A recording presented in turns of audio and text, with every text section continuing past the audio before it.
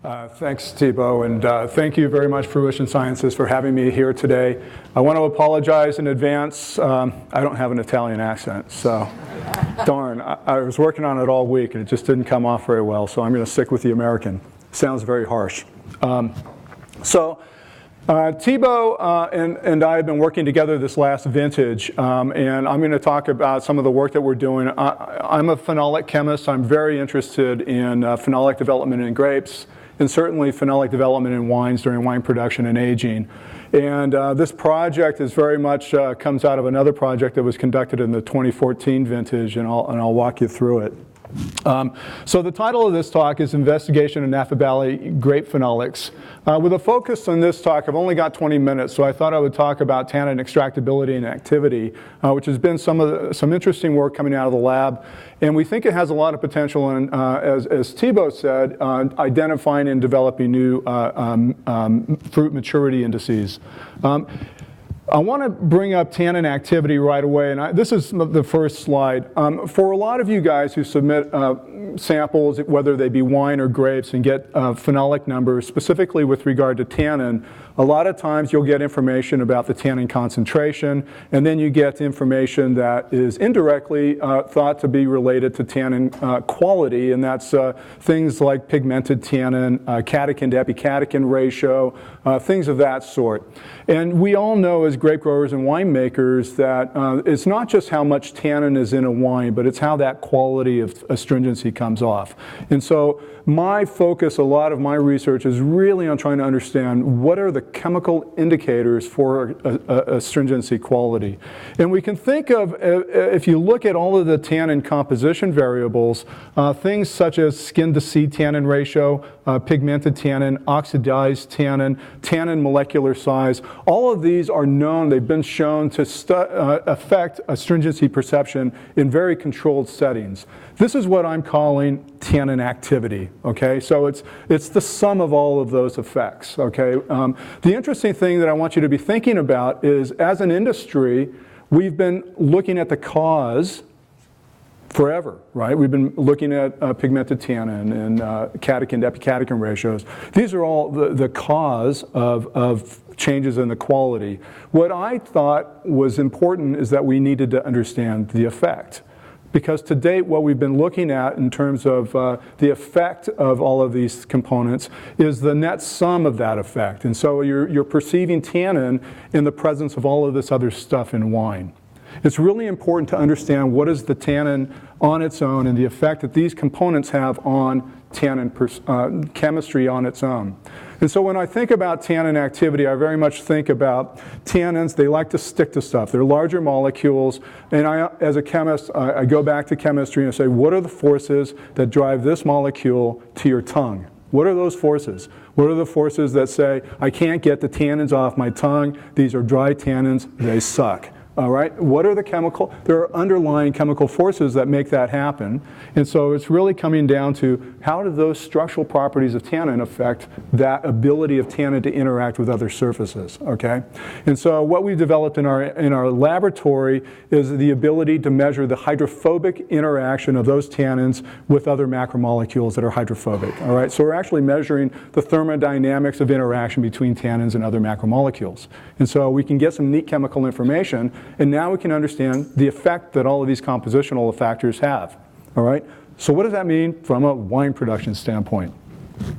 So here's a person taking some wine here. Astringency builds and then it goes down, all right? We know that the more tannin that's in a wine, all other things being equal, the more astringent that wine will be perceived. So what are we thinking about when we think of tannin activity? And it's very much this, and we've done some sensory work with Hildegard Heyman at UC Davis, where one of the things that seems to be sticking out is that as a tannin gets more sticky, more grippy, it's more active, what we find is that the duration of astringency increases relative to the maximal amount of astringency. And so that makes some sense. So things like large tannins, seed tannins, unpigmented tannins, newly extracted tannins have a long duration relative to magnitude. And one of the very important components of wine aging is to get those tannins soft. You want to modify the structure of the tannin so that you can move the tannin in this direction, smaller skin, pigmented barrel-aged tannins, and it reduces the duration of astringency relative to its magnitude. Okay? Everyone okay with that one? Okay. So let's move on. This is some work that was done in 2014. I had a graduate student, Ralph Yacco, and we found 5 wineries who were willing to work with us. Remember, I'm looking at chemistry, and what I'm challenging that chemistry to do is to be able to go across wineries to say, all right, make wine however you want. We're going to take samples, bring them back to the laboratory, analyze them, look at tannin activity, and see if we can find relationships between the composition of that tannin and work that's already been published with regard to structure-activity relationships. Okay? So 5 commercial wineries in Napa Valley. We did 11 fermentations. We pulled samples from crush all the way through final press. One of the wineries did a 2-month soak time, so we were actually able to really extend that maceration and understand structure activity at a very fundamental level. And I think, you know, you take a whole study, a whole year of work, and it can be condensed down to one figure. That sucks in some ways, right? So the student, this just came out in press this last week. Tannin activity is this red arrow, okay? And then everything else are all these structural aspects of the tannins that we monitored. The single primary driver, most important one, was the size of the tannin. Okay? The size of the tannin was extremely important in determining ultimately the activity of that tannin. Other things like conversion yield. Then we've got subunits, specific composition. What is that tannin composed of? Skin-derived tannins tended to reduce the activity of tannin activity, and seed-derived subunits tended to increase the activity of that tannin. This is what we would expect. Okay? The interesting thing came out of this study was this conversion yield here. The conversion yield, which is how closely does that tannin relate to the grape and how it was biosynthesized, what we found was that the more you modify that tannin structure, the less active that tannin becomes. Again, consistent with what we would expect to see in the cellar, right? The interesting thing, 2 months soak time, we did an extended maceration. As a chemist, I'm thinking, man, those tannins are getting so freaking modified. That's what's happening when you soften up a tannin in a wine that has an extended maceration. What we found is the tannin structure never changed during that extended maceration. It was not related to conversion yield. It was absolutely related to the size of the tannin. And so what we found in those extended macerations is that that fermenter was in concert finding the tannin out of the wine as well as getting seed extraction into the wine. And so what was ultimately happening is you were driving those tannins to lower size tannins, which made that tannin less sticky. You were able to maintain tannin concentration while keeping that activity in place, okay? So the interesting thing, conversion yield didn't change in these studies, which made me think, this must be a vineyard-derived component. And that's when I called up Thibaut. I said, hey, Thibaut, we got this interesting thing. Can we work together? I've got another student, James Campbell. James, can you raise your hand? James Campbell. Some of you know James, really worked very hard on this. And what we wanted to understand is how do phenolics change during berry development? We know that tannins are produced first phase of berry development, and they get modified during there. A lot of growers and winemakers would like to actually see an extended hang time where there's some actual shriveling that takes place. So there's all these things that are going on in the grape berry. What's interesting is the tannins are biosynthesized during first phase of berry development, so there's a lot of enzyme machinery that's required to get those tannins. What's interesting is that during fruit ripening, a lot of that has shut down, yet we know that the tannins continue to be modified. And so we're trying to understand, as chemists, what is happening. It seems to be physical, chemical changes that are going on in the grape berry, and we want to try to get that. This is some work that I did when I was up at Oregon State University. We took some grapes, initially picked at 22 degrees Brix, and we simply dehydrated them. We cut them off the vine, and we took a portion of them, a third of the crop, and we said, let's just dehydrate them, increase the soluble solids by 2 degrees Brix, and let's dehydrate them further and increase the soluble solids by 4 degrees Brix. The phenolic content in the berry was the same. We just simply dehydrated the fruit. And what we did is make wine from that fruit, and we asked ourselves, does that change ultimately what ends up in the fermenter? And it does. If you focus just simply on the tannin, monomers and polymers, initial plus 2 degrees, plus 4 degrees, you can see you dramatically increase the extractability of that fruit. We know that the same amount of phenolic material is in that fruit. All we're doing is we're modifying the diffusional barrier of the phenolics to get out of those plant cells. Remember, tannins are very much plant cell isolated, and that's why winemakers will add a lot of enzymes to try to break up those cell walls to increase the extractability of this material. What I thought would be interesting is what is happening if that stuff is happening in the vineyard. There's no question there's a very different set of dynamics that are operating in a vineyard than in a fermenter. And most winemakers would say there's a lot of benefits that can happen with that extended hang time out in the vineyard, flavor development, so on and so forth. We know that as winemakers and grape growers, we very much think about tannins. First phase of berry development, tannin and acid. Second phase of berry development, ethanol, sugar, polysaccharides. And it's really a balancing act, isn't it? It's really about trying to optimize the chemistry that happens during fruit ripening with the chemistry that happens during berry development. For example, if you had a berry that was high in tannin and acid relative to ethanol and sugar, there's a whole suite of things that you do in your toolbox as grape growers and as winemakers to try to mitigate a situation perhaps that's stylistically not consistent with where you want to be. Okay? I decided in the second year of this study, funded by the American Vineyard Foundation, to focus on the vineyard. 3 things that we need to be thinking about in the vineyard. One is the grape berry itself and where those tannins reside. We have the skin tissue, we have skin tannins, and we've already shown through that PCA that skin tannin definitely has a different type of activity than seed tannin. We've got seed tannin and then stem tannin if you decide to do that. So as winemakers, you're looking at that berry, you're looking at that fermenter, and you're already starting to make decisions to how do you change the dynamics of seed versus skin. Well, it's happening in the vineyard as well. The other thing that we think about is phenolic development, right? So we know that phenolics, tannin synthesis happens during the first period of berry development, and then Keller formation and tannin maturation during fruit ripening. Things are happening in that berry all the way through until you harvest that grape, even with phenolics. They may not require enzymes, biochemical machinery, but those tannins are changing nonetheless, okay? And then the final thing that we think about with phenolics is where do they reside in the plant cell? And here we have a plant cell. Most tannin is vacuolar in terms of where it resides in the plant cell. So in order for that tannin to get out of that vacuole, it's got to go past the tonoplast or your vacuolar membrane, past the plant cell membrane, and then ultimately past the cell wall. All right? And so you think as grape growers, it's like, well, you know, I let that fruit hang on so long that it started to really fall apart. And a lot of people use that as an indicator for optimizing skin extractability, is waiting for that skin tissue to get kind of weak, senesce, so on and so forth. And at that point, you can more easily extract it.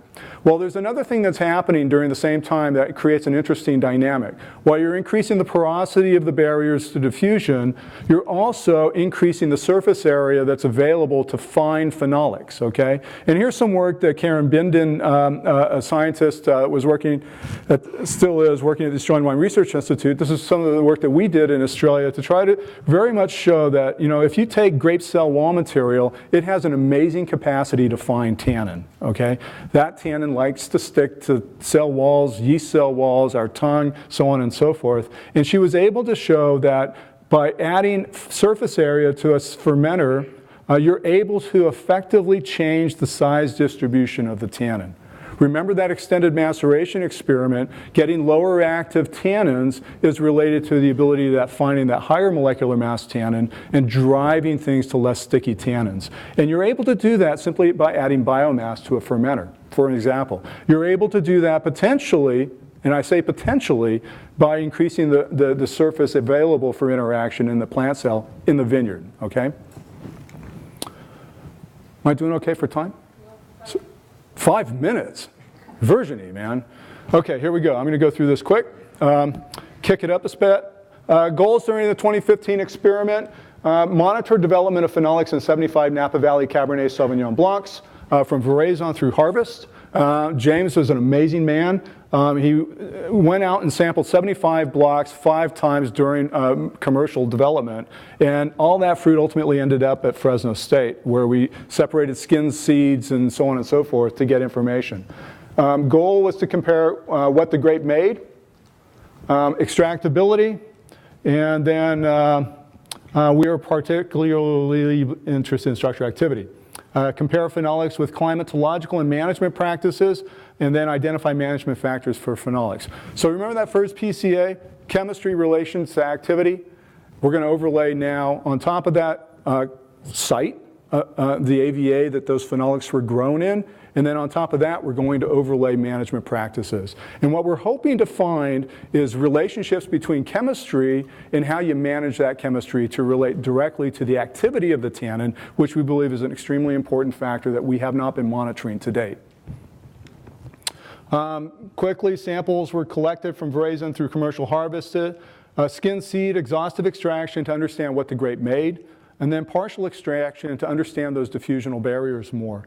Then we did complete phenolic analysis. We looked at a lot of color, a lot of tannin stuff, concentration, size distribution, composition, and activity. The idea, we do a lot of HPLC work in the laboratory, is get as much phenolic information as possible so that James can do a lot of cool statistics to understand how site management and so on and so forth affect this stuff. Here are the blocks that we looked at. So pretty much all the way through Napa Valley, trying to understand AVA relationship to chemistry. Quickly, I'll look at 4 of those blocks. This is just a sampling of the chemistry that we're looking at. So we have some blocks up in Mount Veeder, Calistoga, Rutherford, and Stag's Leap. Brix, 13, 18, 22, 25, and 27 degrees Brix. And then here's the tannin chemistry that comes out of that. And these are partial extractions, okay? So what we did, it's a consistent extraction because we want to understand what's happening in the vineyard. So we extract under 16% alcohol conditions for 48 hours. We get a very consistent extraction, so we compare apples with oranges with regard to grape production practice. Concentration, you can see that it generally goes up. One of the interesting observations for some of these blocks was a serious tick up in extractability when you went from 24 degrees Brix up to a higher concentration. Interesting. And I don't have this data up here, but it very much was consistent with an uptick in skin tannin extractability relative to seed tannin extractability. The activity of the tannin, okay, so this is duration of astringency relative to magnitude of astringency, everything being equal.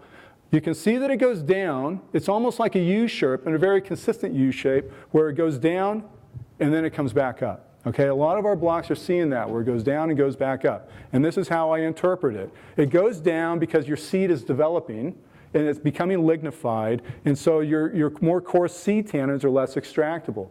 At some point, the diffusional barrier for skin extractability opens up. You get a flush of skin tannin that was not normally extractable, but it now is, and you're able to get larger tannins out and into the fermenter, okay? And we're seeing that pretty consistently, okay? One of the big drivers, you saw it in that first PCA, where size is really important. Okay, it's really important with regard to tannin activity. And we see that again. As that tannin extraction occurs, we're also seeing an increase in tannin size. There's some interesting disconnects between, I said size is important for activity, but there's a lot of other things that are going on in that tannin as well, right? There's pigmented tannin formation, there's conversion yield that's going on, there's subunit compositional differences that are going on. How do you guys keep it all straight? You measure tannin activity, okay? Interestingly, if you look at the pigmented tannin formation in these berries, x-axis is degrees Brix, y-axis is fractional contribution of pigmented tannin to the system. We peak for these different AVAs, these blocks. They peak at different times, which is kind of exciting for us because that shows that there's some asynchronicity, as Thibaut mentioned, between sugar accumulation in the fruit and the chemistry of the tannin that results. And that's really exciting for us because what we're thinking we want to be able to do is manage tannin activity in the vineyard. We've got the tools now, and now it's a matter of time of building up those layers of data so that we can really start to say, all right, Calistoga, Your chemistry of activity is primarily driven by pigmented tannin. So what we want to be able to do for Calistoga is do these tools here to manage pigmented tannin, whereas maybe Rutherford Hill, it's a very different set of circumstances, or Mount Veeder even, it's a different set of circumstances as well. Ultimately, we want to provide you with tools to help you manage tannin activity. Last slide, principal component analysis out of these 4 blocks. What's scary interesting to me is that the chemistry that drives tannin activity in the vineyard is very similar to the chemistry that's driving activity in the winery. And that's really what it's about, isn't it? That's fundamental chemistry showing fundamental activity of tannin, okay? Here, molecular mass very much drives it. And then we've got a molar percent of terminal epicatechin, it's pigmented tannin. These are all those same drivers, skin extraction, seed extraction, conversion yield, so on and so forth. Some acknowledgments. James, you're a rocket scientist. I don't know how you pulled it off this year, but you're really good. Thibaut and your team, thank you so much. I don't think there's a place where we could have accomplished as much chemistry with as many. James, I was getting calls from James every day. Oh my God, you should see this block, man. The fruit is amazing. So, and I thank you guys for allowing us to be in your vineyard to collect these samples, because I think what will come out of that is some really meaningful chemistry that will have a lot of value for our industry. Research assistants Courtney Foley, Sasha Hazel, and Rebecca Wolf were our staging people back at Fresno State who actually did a lot of the dissections and extractions. And then this stuff is absolutely funded by the American Vineyard Foundation and the California State University Agricultural Research Institute, who also provided funding. Not to mention Thibaut, who also provided support. With that, thank you very much.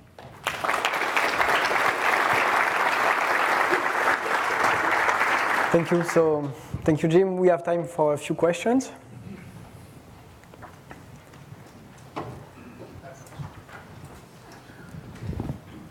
Skin tannin versus seed tannin. Did you say they were a different size, or? Yeah, well, there's no question. If you look at the size distribution of tannin in a skin versus the size distribution of tannin in a seed, they're different. So a lot of people talk about seed tannin as being less active, softer type of tannin than a seed tannin. You have to remember that there's a lot of variables that come along with skin tannin and seed tannin. One's a size differential, one's a compositional differential. There's different subunits in a skin tannin than a seed tannin. And then the oxidizability of the tannin, the oxidation state. Remember the way that a seed tannin develops during fruit ripening is very different than the environment that a skin tannin changes during fruit ripening. And it creates different chemistry of that tannin. So when you say skin tannin versus seed tannin, I'm going to say a seed tannin is more active than a skin tannin, all other things being equal. Size being the same, so on and so forth. Because you have to qualify skin and seed. And unfortunately, under winemaking conditions, that doesn't happen. You can't say, all right, I'm going to select a skin tannin of this size, this modification, yada, yada, yada. You take it with what you got. I hope that's a PhD answer, isn't it? Damn it. Question on we've never seen, for example, a 10% Saignée increasing phenolic composition by 10%, 20%, whatever your number is. So it's partially your comment about mass, the total mass in the fermenter as a, can you put a relationship together with the amount of Saignée and not seeing a 10% increase with a 10% Saignée because of your comment about the actual physical amount of mass in the fermenter? I didn't follow you. Oh, okay. You said that point about the composition, the degradation inside the fermenter itself, and the changing of the phenolic density of the materials coming through. Is there something with the Saignée that we don't see, for example, 10% Saignée increasing phenolics by 10%? Is there something in that mass by increasing the amount of density there that we don't get the phenolic removal that we would think? There's no question there's a part of that, but another thing you want to be thinking about, if you increase the solids proportion in a fermenter, there's a lot of lysis that happens of that solid material. Cell wall materials are breaking down and so on and so forth, and a lot of that stuff's going to stick to tannin. And so there's no question that the amount of tannin in a Saignée situation, all other things being equal, you can modify how that tannin is perceived differently. I think one important component you want to be thinking is, this is the inherent situation with regard to tannin chemistry, and now it's time for me as a winemaker to craft how I dress that tannin. Because there are things that you can do on the winemaking side, one of which is saignée, in terms of how you coat that tannin and treat it, all other things being equal. It's a good question. I hope I answered it.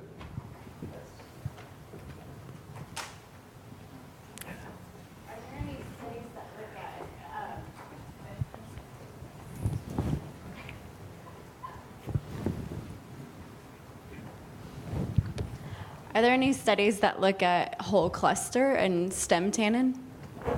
And stem tannin? When I was up at Oregon State University, we did a little bit of work with that. But it wasn't enough. It was challenging to look at the stem tannin. We kind of focused on the seed tannin and the skin tannin.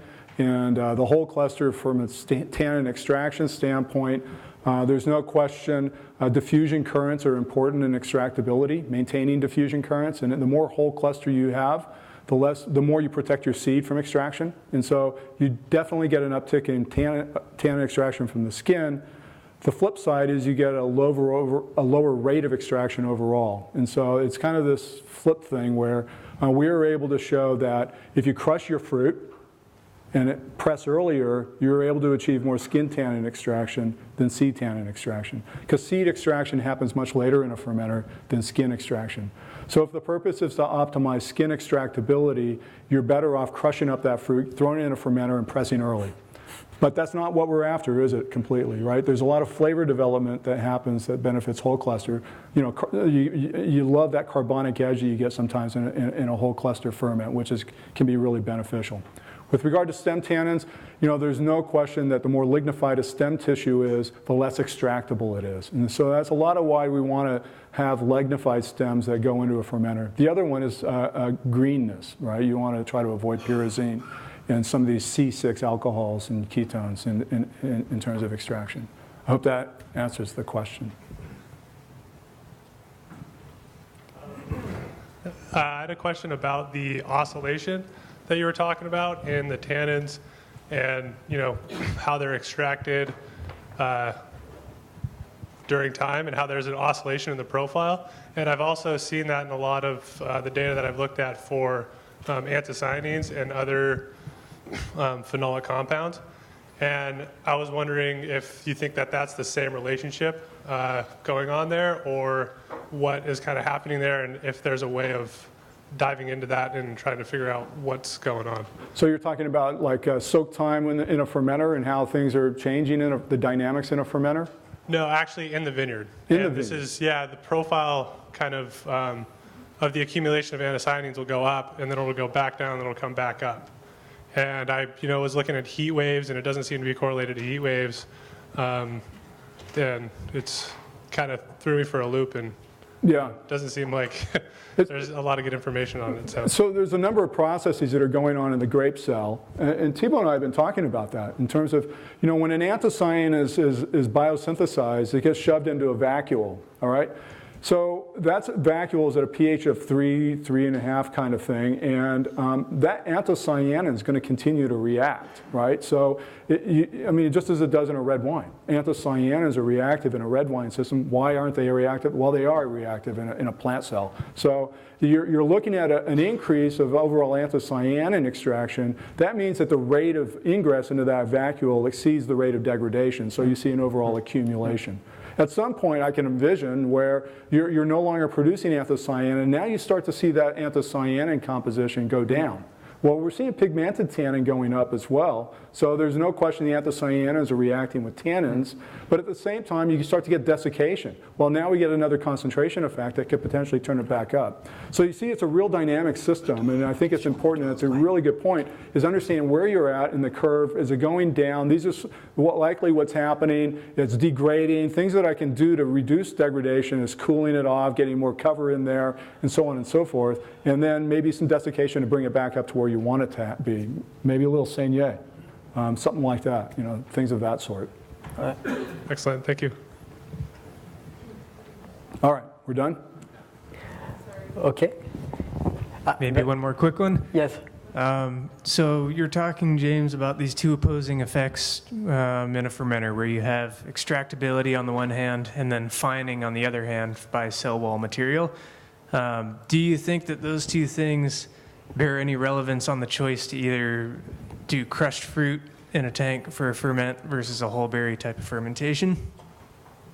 Well, that's a good question. I mean, a whole berry, you're going to just slow down that process, right? You delay that fining effect. As you know, you've all seen it where the cap starts to fall apart, turn into mush and stuff like that. With a whole berry, you slow that process down. There's no question about that. But you're also slowing extractability down too. So we haven't done any controlled studies to understand what those relative effects are.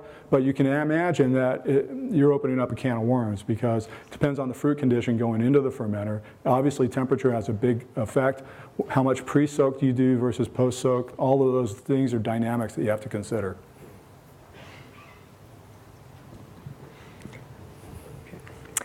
Thank you very much, Jim. Thanks, Sudan.